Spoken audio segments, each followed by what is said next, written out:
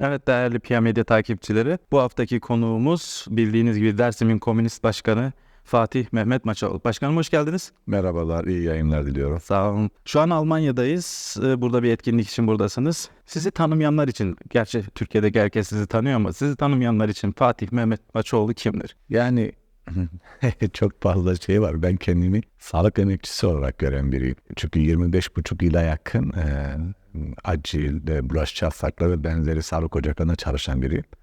Ama son 9,5 yıldır da Ovacık ve Dersim merkezde belediye başkanı olarak görev yapmaktayım. Ama ben kendimi sağlık emekçisi olarak tanımlıyorum. Aslen Dersimlisiniz. Dersim'in hangi ilçesinde ve Dersim, köyünde? Ovacık, Çemberlitaş köyü. Çemberli Taşköyü.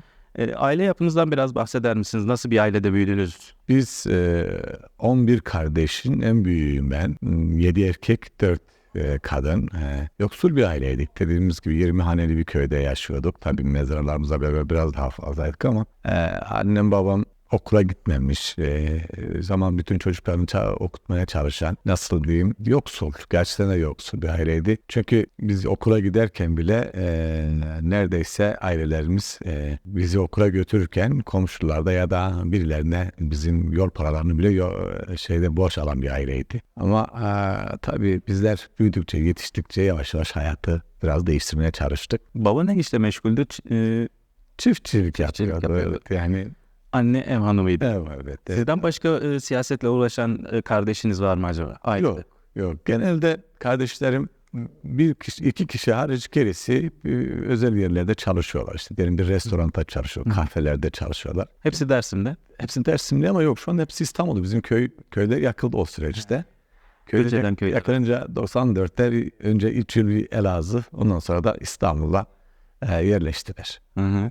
Şu an peki aile bağlarınız kuvvetli. Hepsiyle görüşüyorsunuz. Evet, babam hayatını kaybetti ama gerisi İstanbul'dalar. Devamlı diyalog içerisindeyiz. Peki çocukluğunuzla ilgili aklınızda kalan bir şey var mı? Yaramaz bir çocuk muydunuz yoksa ailedeki Hareketliydim. Yani şöyle Ovacık Yatılı Okulu'da okuduğum zaman folklor ekibinde oynuyordum. Hatırlıyorum bir gün Mudur Gözelerine büyük dışarıda gelen bir kafileyi karşılama için götürmüşler ama sanırım Türkiye'de farklı üniversitelerde hocalar geliyordu. Hocalarımız bizi oraya götürdüğünde çok özel bir şey hazırlanmıştı gelenlere. Ama biz öğrencilere yemek vermiyorlardı. Biz de çıkmayacağımızı söylemiştik. Ta ki yemek yiyene kadar biz çıkmadık. Folklore çıkmayacağız dedik. Mecbur bir şekilde verdiler ve orada bir öğretmenimiz vardı. İnatçı olduğumu, işte bu meseleye dair gerçekten de çok direttiğimi söylemişti. Hatta böyle ufaktan kulağımızı da çekmişti. babanızla aklınızda kalan bir anınız var mı? Babam iyi bir insandı. Yani şöyle bizim babalıktan çok böyle arkadaş gibiydi. Babam rahat bir ailede yaşattı bizi. Yani yoksulduk ama mesela öyle bundan 50 yıl önce olmasına rağmen, 45 yıl 50 yıl önce olmasına rağmen diğer ailedeki babalara benzemiyordu. Diğer ailedeki babalar baskı yapıyordu, kızıyordu, hatta bazen şamara atardı ama bize öyle değil. Babamla yani çok fazla şeyim vardı ama İstanbul'a yerleştiğimiz dönemde ben o zaman Pertek'te çalışıyordum. Babam rahatsızdı. İşte ışın tedavisi görüyordu. Ben bir iki ay geldim götürüyordum hastaneye. Bir gün gelirken Özgürlük Meydanı'nda Bakırköy'de kadınların eylemleri vardı devamlı. Cumartesi günü orada eylem yapıyordu. Biz bir dönüşte babamla şöyle bir şey söylemiştim. Cafer Maçoğlu hadi bir eyleme katılalım, eskiyi bir hatırlayalım diye. Hiç unutmuyorum. Orada bana copla saldırınca babam çok böyle tepki göstermişti. Abi vücudum morarmıştı. Eve gittiğimde banyoya girdim. Soğuk suyun altına girdim. Babam kapıyı açıp vücudumdaki o morlukları görünce çok fazla etkilenmişti. Çok öyle duygusal bir şeyimiz oldu babamla. Yani anlıyordu, benim siyasette uğraştığımı da anlıyordu. Orada biraz böyle duygularımız olmuştu, duygusal yanlarımız olmuştu. Peki babanız Hakk'a yürüdüğünde ve kaç yaşındaydınız? Ya babam 89'da ben 22-23 yaşındaydım. Babam 54 yaşındaydı öldüğünde. Köyü boşaltmalardan sonra İstanbul'a geldikten sonra yaşamı değişti babamın. Yani mesela o eski mutluluğu hali yoktu. Yani doğalında İstanbul'da annemle beraber tanımadığı bir bölgede öyle balkondan gelen giden insanları izliyorlardı.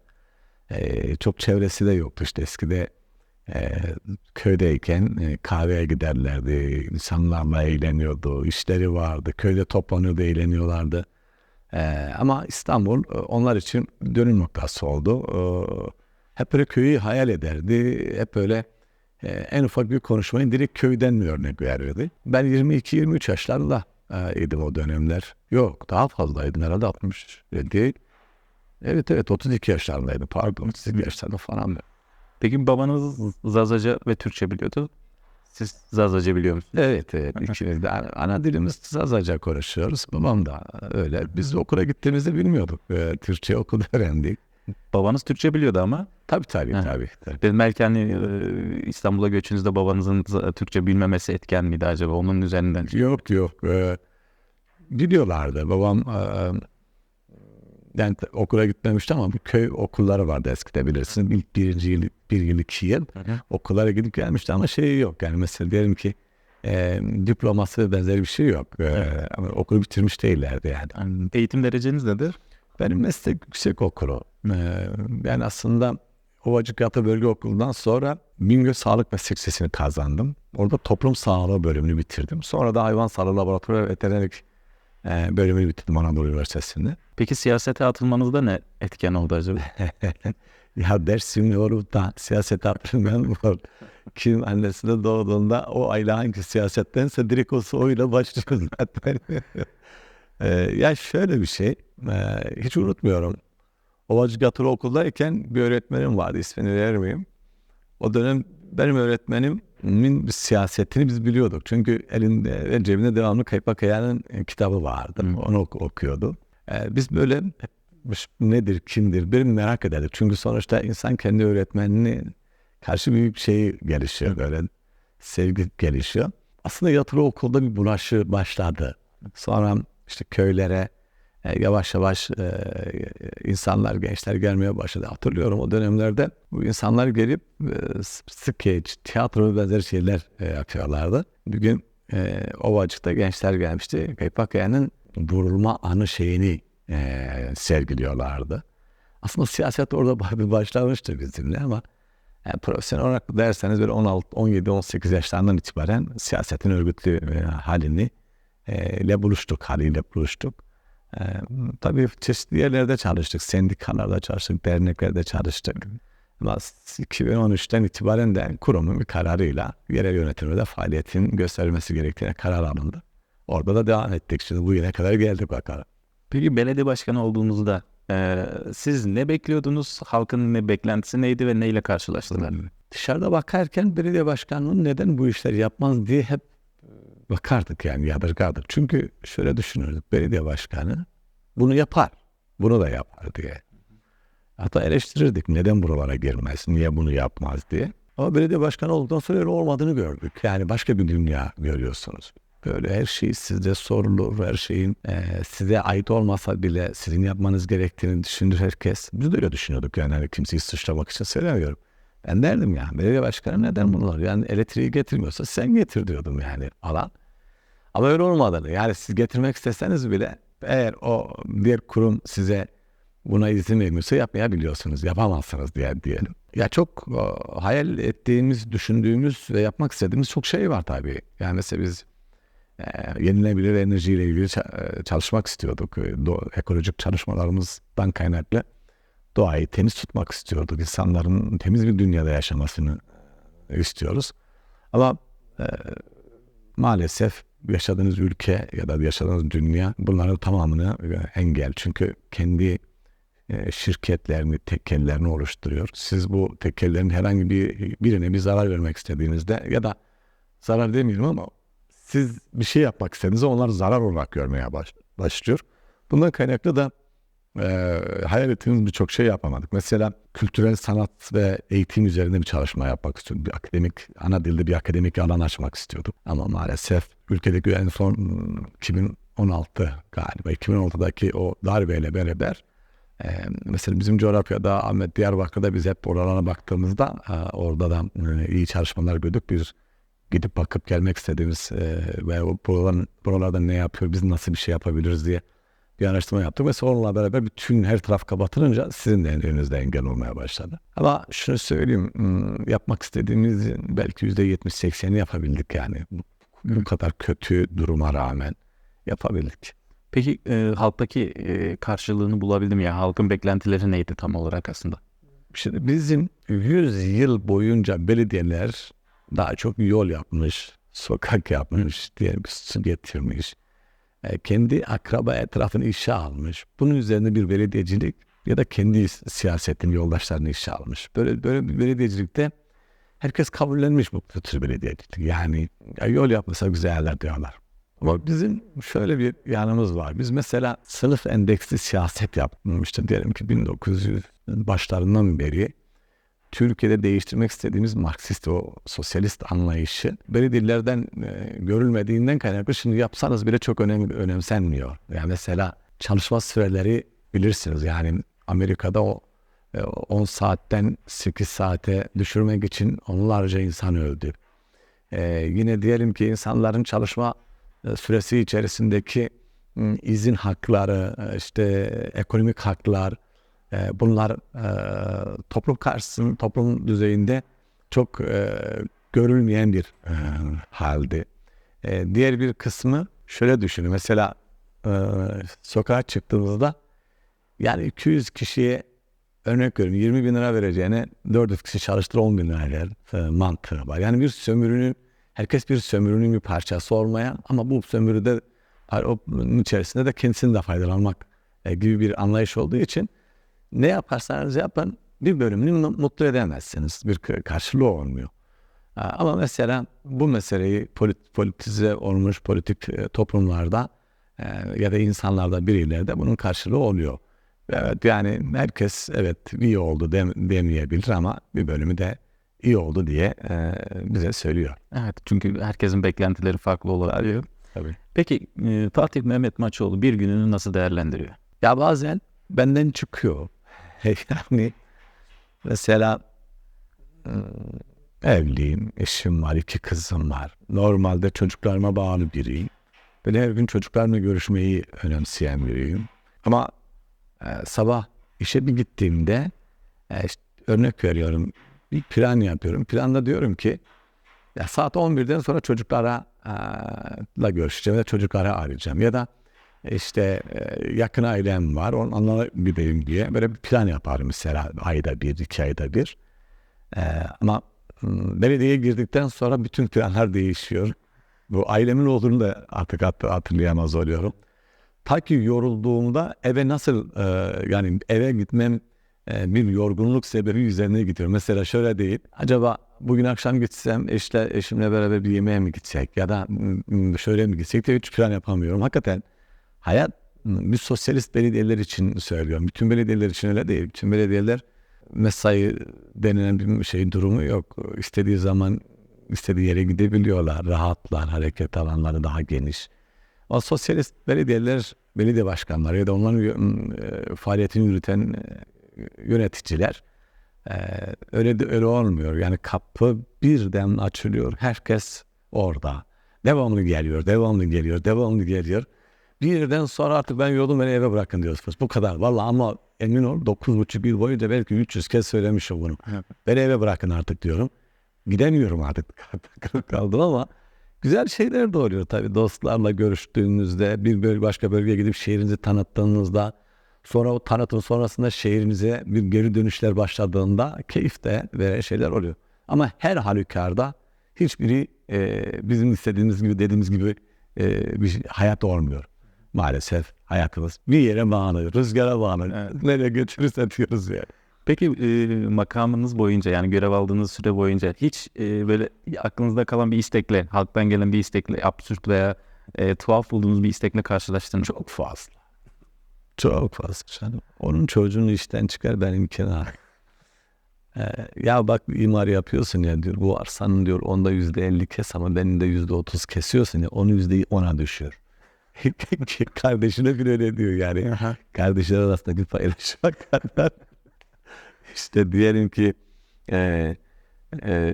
nasıl diyor ki başkanım diyor mesela Diyor bu bizim imardaki araziyi kesmesin ya diyor. Evet diyor. Aslında diyor sana bağlı bir şey diyor. Diyor sen istersen diyor bunu kesmeyebiliriz.